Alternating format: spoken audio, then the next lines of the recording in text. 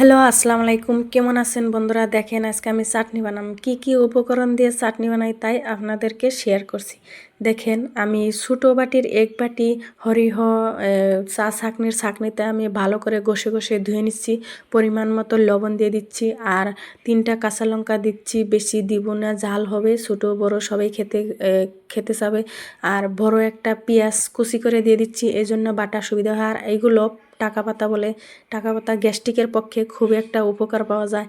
আর এগুলো ভেদাইলতা, পেট চলা বা পাতলা পায়খানা হলে এই ভেদাইলতা এই চাউল ডাউল দিয়ে বড়া বানিয়ে খেলে খুব একটা উপকার পাওয়া যায়। আর এগুলো নরসিংহের পাতা, এই নরসিংহের পাতা মুসুকলার ডালের সঙ্গে বাগার দিয়ে খেলে খুব একটা টেস্ট হয়। আর এগুলো উপকরণ দিয়ে আমি চাটনি বানাই। এই চাটনি যত পুরানো সর্দি কাশি হোক না কেন, এই চাটনি রুটি, পরোটা, ভাত যা দিয়ে খেতে মন চাবে তাই দিয়ে খেতে পারবেন।